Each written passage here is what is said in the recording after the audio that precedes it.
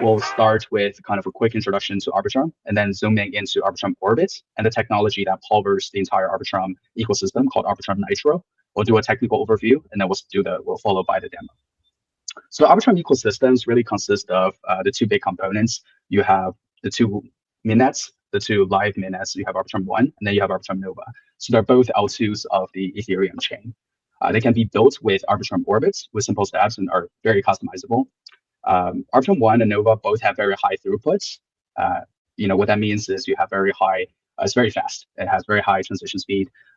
It's less than 1 second transaction confirmation time. In fact, about 0.25, a fraction of a second block time to be more specific.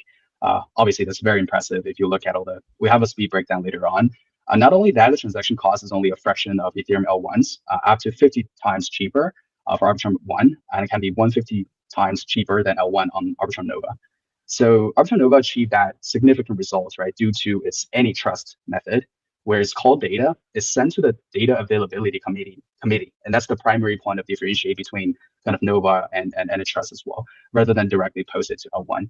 And the data availability committee is permissioned set of parties that are responsible for enforcing data availability. They store the chain's data and provide it on demand. So for today, we will really zoom into Arbitrum Orbit, which is what EDU chain is built on.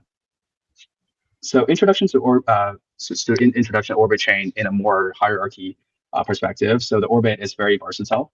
It can be used to launch an Arbitrum One or Nova chain as an L3 that consolidates the transactions to L2, either to Arbitrum One, Arbitrum Nova, or other Ethereum L2 to achieve essentially cost effectiveness, scalability, and security.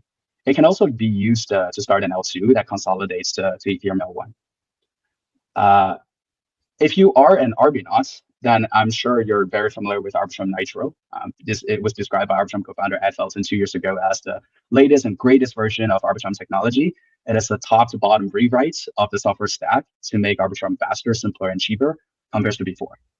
And fast forward to 2024, 2 years later, it's now the technical stack that powers the entire Arbitrum product. So from Rollup, AnyTrust, Orbit to Stellus. So Nitro uses Go to compile code into native code for specific computation architectures, while also compiling the same code into binary WASM for fraud proofing. So it allows a lot of potential for building on top of Arbitrum. So, and a big part of today's session is about why should you build on EDU chain, right? I think in the opening session and from some of the following session, I think we've given plenty of reasons on the EDU chain ecosystem side. And now let's talk about why Arbitrum Orbit, like why do we specifically promote EDU chain to be on Arbitrum Orbit? And here are a couple of reasons, and we'll review it in a technical perspective as well. So Arbitrum One is the only universal layer 2 that advanced to what we call the stage 1, meaning it has met the requirements in fraud-proof development, permissioned operators, and security console establishments. So Arbitrum Orbit would inherit all these properties as the Orbit is built on the same tech stack. And most of the other leading blockchains, as you saw here, they are still in stage 0. So Arbitrum Orbit is very decentralized, to be short. Another is Arbitrum Orbit is very fast. So we talk about Arbitrum Orbit as one of the fastest, super fast block time. The transactions confirm literally in split seconds, in fraction of a second. It adopts, which we'll dive into later as well, called optimistic rollup structure that allows higher throughput and also faster transaction processing. So aggregation of the transactions into a single batch and reduces the congestion and speed up the overall transaction processing time. And Arbitrum support parallel transactions processing, which greatly improves the throughput as compared to sequential processing. So if you look at Arbitrum One, it is already extremely fast compared to others, and essentially Arbitrum Orbit is even faster. It would essentially be fractions of a second. Another very important thing from a builder perspective is how much infrastructure is supporting the ecosystem. If you're a multi-chain builder, I'm sure this is very important to you to notice what infrastructure. Maybe you're using some of these tools and softwares to kind of cover your project. So if you're expanding to a new chain, this might be something you pay special attention to.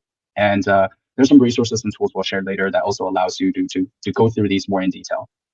So Arbitrum Orbit is supported by many tools here. You have XLR, you have Layer 0, you have Across, Chainlink CCIP, Wormhole. So most of the major interoperability solutions here are available for EDU chain. So they're available for Orbit. So they're by default available for EDU chain. So let's say if your project, if you're working on, let's say the DeFi track, and if you're building a decentralized exchange, let's say, and that obviously requires extensive cross-chain operations. You may want to look into, let's say, XLR. It supports many different chains, and you can check out there. We have some tooling there available later on that supports that discussion. And let's say if your project needs to bridge assets from to EDU chain or vice versa, you may look into Wormhole. It is a message passing protocol, right, that establishes cross-chain exchange governance and games. If your project needs some level of programmable token transfer, like cross-chain lending, Chainlink cross-chain interoperability protocol, known as CCIP, would also be a tool that you may be looking for. Another very essential part of the infrastructure side is the wallet or the A construction side. So Arbitrum Orbit is supported by wallets like MetaMask, like Coinbase, like Economy, like amongst them all. You might use Rainbow if you want to support like multiple options. Yeah, so obviously I think this is very essential to a lot of the infrastructure builders, especially if you're building a DApp. Having these options available is super important. Another important part is oracles and indexers. So you might sometimes, if you're building a DApp that requires data or events from the real world, then you will look into these options. So let's say you need the crypto prices. So Chainlink, right, allows you to provide the information needed. And if your project needs high frequency or low latency data, you might look into Path Network. So all of these are really good options, and they all support Arbitrum Orbit / EDU chain. So a quick recap. So why Arbitrum Orbit in a summary? So one, you can tailor to specific business needs. So EDU chain is an L3 that's on top of Arbitrum. It uses Arbitrum Orbit to make it cost effective. It further enhances the focus of and dedication to education. It has a dedicated throughput. You can set the transaction time to be as fast or as low as it suits your project. Another aspect is interoperability and yet independent. So you may set it as permissionless, permissioned, and anything in between based on your specific needs. So it's highly customizable that way as well. It is also pretty easy, relatively easy to develop if you're considering. And then this is probably very important to many devs who might be new to EVM ecosystem. So there's EVM plus compatibility. What that essentially means is no matter your existing projects or smart contracts are written in Solidity or other languages like Rust, like C, like C++, you will eventually be able to deploy onto the Arbitrum Orbit chain. And that's something we'll actually focus on later on for both Solidity and also non-Solidity devs. There are options to deploy to EDU chain. Although just a little bit spoiler, you might have to wait a little bit for non-Solidity devs. So let's say if you want to use Stellus, that's not live on the main on mainnet yet, so it will take some time. But right now, in a few weeks, let's say semester 2 and 3, you will be able to deploy using other languages. You can also set your own governance protocols, so rules, mechanisms that govern the decision-making process. It can also be one or Nova. So I think Arbitrum Orbit was a very obvious choice there. There are some other Orbit chains that have kind of established themselves as Orbit chains.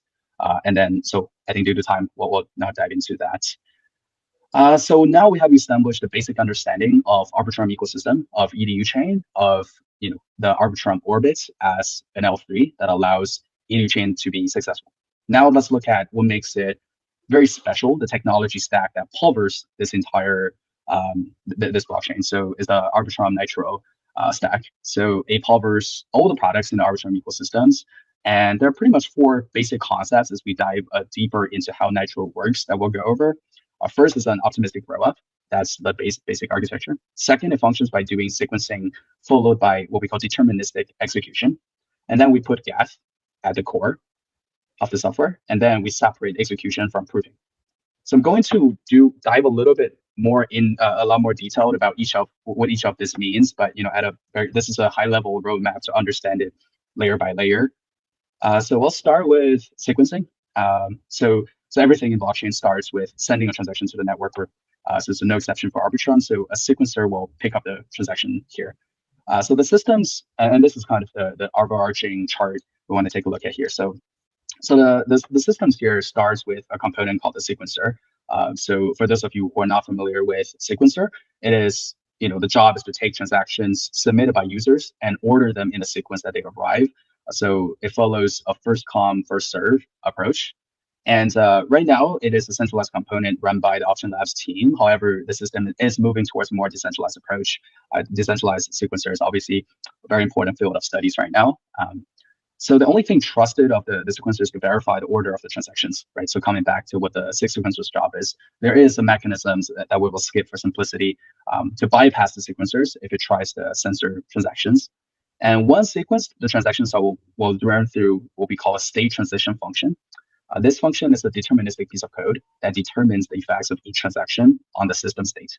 So it takes the next transactions in the sequence and the current state as inputs, and then they produces an updated state here as an output. The state transition function can also emit layer 2 arbitrating blocks occasionally. So this section. So here's how the execution happens. So the transactions are sequenced. Sequence is then processed one by one to the state transition function. And since the state transition function is deterministic, knowing the sequence of the transactions determine the entire evolution of the system state and the resulting layer 2 blocks. So what this means really is anyone can independently execute the state transition function with a known transaction sequence on their own code, on their own node, to understand the outcome of computations on the chain. And everything deterministically follows the transaction sequence. So let's come back to the core question that's remaining, right? So how do we find out the transaction sequence in this case? So the sequencer publishes a real-time feed, right, of sequence transactions that they receive. And anyone can subscribe to this feed and receive updates almost instantly. So under normal conditions, your transactions will be sequenced and appear in a feed within the second of submissions. And by believing the sequencer's feed, you can know the outcome of your transactions in less than a second. You can subscribe to the feed, take transactions, and run them through the state transition function to understand everything about the chain's current states. The sequencer periodically batches sequence transactions. They compresses them and writes them onto the main Ethereum chain, the layer 1, and this records the transaction sequence. Once this record achieves finality on the Ethereum chain, the transaction sequence becomes final as well. And everyone can then execute a state transition function with this final sequence to understand the exact state of the chain. So everyone technically has access to this process. So this is a little bit complicated in the sense, and we touched on the concept called finality. So let's briefly go over it. So there are 3 types of finality really that we usually consider in this system. So one is called self-finality. This is achieved by subscribing to the sequencer feed and running the state transition function on all the transactions in the feed. So if the sequencer is honest, this guarantees the correctness of the results for the chain. And then we have hard finality. This is usually takes about 10 minutes here. This involves monitoring the main Ethereum chain, the L1, to compress transaction batches. And once you have a batch, you decompress it to identify the transactions, run the state transition function, and then wait for the batch to finalize on the layer 1. This finality is as strong as your assumption about layer 1's finality. So yeah. And then the last piece of here is certifications, and this would take days. This is the process where the Ethereum chain learns the outcomes of computations, where anyone with the transaction sequence can determine the chain's results. The chain itself, right, like the Ethereum chain itself, lacks the computational power for real-time processing. So this is why layer 2 like Arbitrum exists in the first place. Since the ETH chain cannot compute alongside the chain, an alternative method is required here. So by achieving the weighting for the layer 2 blocks generated by the arbitration chain to be certified on layer 1. So this is primarily used by layer 1 contracts. Yeah. So moving on to the second key concept here is Geth at the core. So Geth here refers to Go Ethereum. It's written in Golang, so it is the software that makes up the Arbitrum node and has 3 layers. Many call this kind of like a Geth sandwich because you have 2 layers and then one in between. So here's kind of the breakdown, right? So the node functionality piece, this is the layer that builds on top of Arbos and allows Arbitrum nodes to act as the servers responding to users while they request through RPC API. So it's similar to Ethereum nodes themselves. In the middle, we have this thin layer called essentially that sits on top of Geth core. It handles L2 specific tasks like sequencer reimbursement. It handles deposits, withdrawal between L1 and L2, L2 bookkeeping, and so forth. And the core here, this is again Go ETH or Geth. It emulates the EVM or Ethereum virtual machines for transaction processing, and the gas component that tracks the gas cost and maintains the Ethereum state database. So together, this sandwich with Geth at its core allows Arbitrum to achieve high compatibility with Ethereum, and is why we can proudly have a lot of the core features that we just mentioned earlier. And then another important section is called separating execution from proving. So I'll just very quickly go through this part due to the time limits. So ordinary Go compilers here is used when compiling the source code for execution. And while compiling for proving purposes, the same source code is compiled to WebAssembly as a typed portable machine code format. And all this is trying to say is this method helps in mitigating malicious code. So the separation is a very important part of the system. And I'm sure many of you are very familiar with optimistic rollup.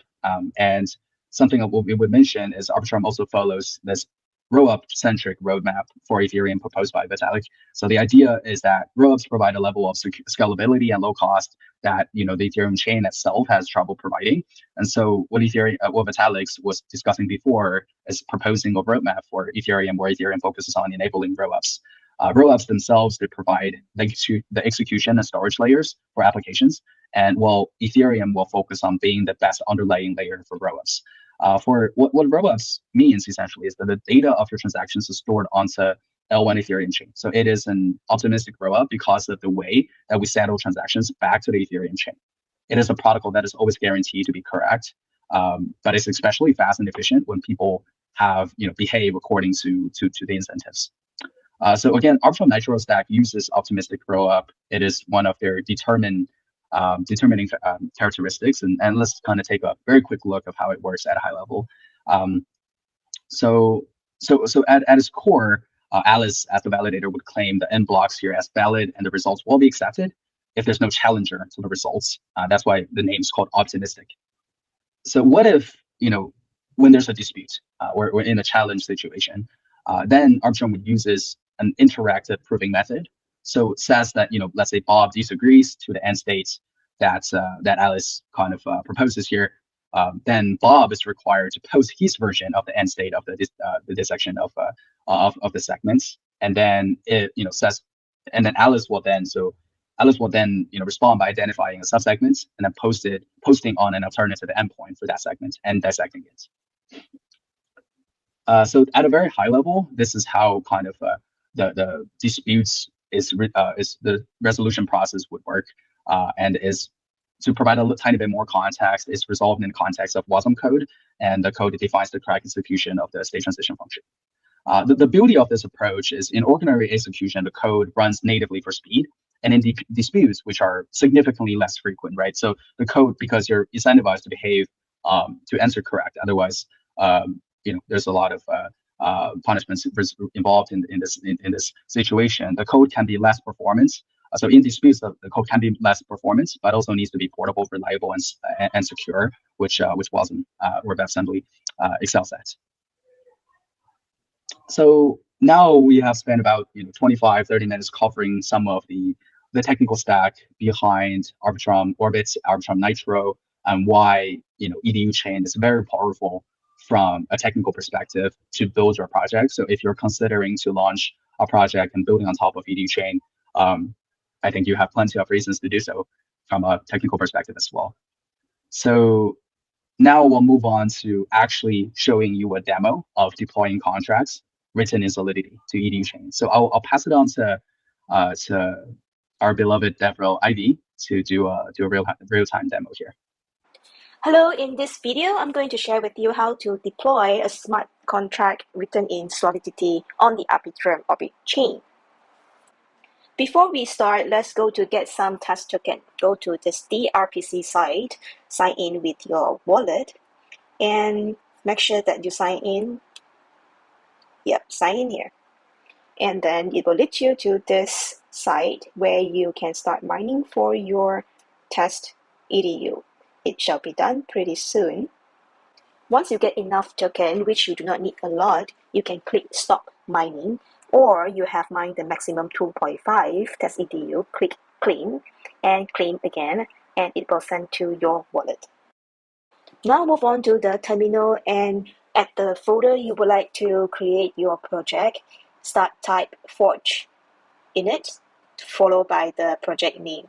This is the Foundry command that I'm using, and I'm going to use this Foundry to create and deploy this contract. Now the project has been created. Let's move to the project folder. First, let's install the dependency. Use forge install and followed by the dependency name. We are installing the library coming from the OpenJavelin, which is very commonly used. It shall be installed pretty soon. Let's wait a little bit. All right. Yep, it says that like it has been installed and the version is 5.0.2.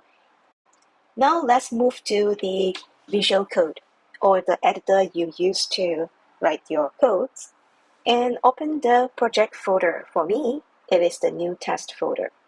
Once you have opened the project folder, go to the src folder and you will see a code file with extension .sol. Rename it to the name you want. I rename it to NFT, and you may start to write your code here. I am going to paste the code that I already have over here and save it. Then let's move back onto the terminal and start to deploy the contract. We are going to need the URL of the RPC and the private key of the account you're going to deploy this contract, and make sure that is the test token inside. The command to use is forge create followed by the contract name and the path as well as the private key. It says compile successfully, but oops, it ran into a problem. Now this is because it is an NFT contract and I do need to pass in the argument which contains the NFT name as well as the symbol. Let's try this again, and this time making sure to put in the argument. So here I'm going to put in the constructor arguments and I'm going to call it one token and the symbol is 1. It started to compile, and yes, it is deployed successfully, and you can see the transaction hash here. Copy that and let's check it at the Explorer. Here at the Explorer, paste the transaction hash here and search for it, and you will be able to see all the details about this transaction.